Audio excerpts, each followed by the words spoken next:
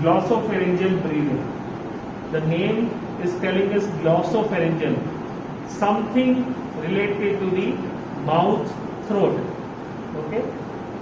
So glossopharyngeal breathing is actually was invented in the 1860 something, where the more poliomyelitis patients were there, and because of that inspiratory capacity was the issue there, and because of the poliomyelitis disease, the inspiratory capacity will be reduced greatly, and because to come over this type of respiratory disorder, glossopharyngeal breathing came into the picture.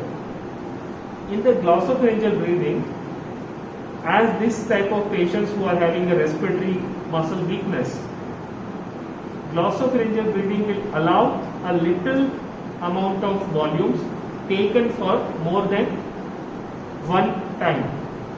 So if a little volume will be inhaled for frequently at one go, then it will achieve a more volume.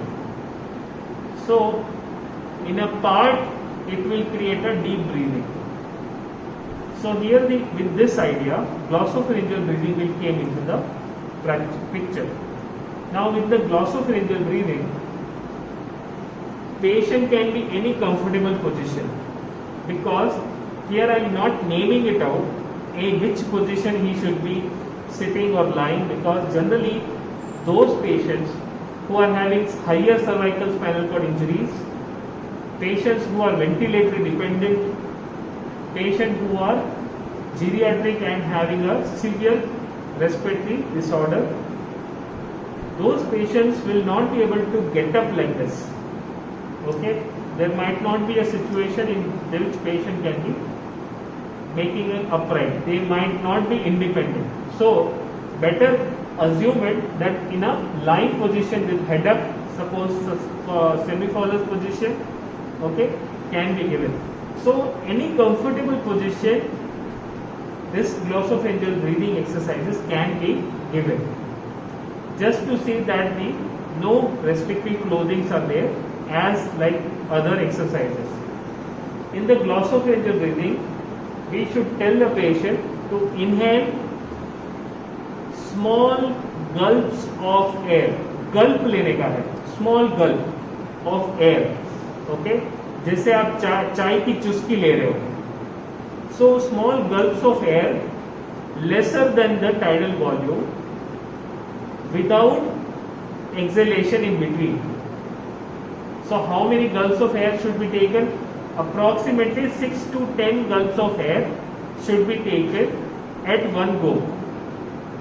After that, you ask a patient to push with the tongue. Whatever the air has been collected into the throat and the hypopharynx area has to be pushed with the tongue downwards as if you are swallowing it. And then an exhalation can be done. This is how glossopharyngeal breathing can be done. I will first demonstrate to a patient, and then I will ask the patient to do it on himself. Okay, sir, please see here. I am taking a small gulp of air, and then I will be pushing that bolus of air back into the throat with the tongue.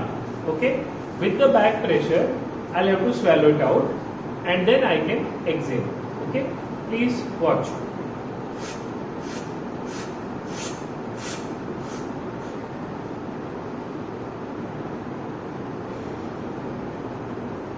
So this is what is the glossopharyngeal breathing. Kindly repeat.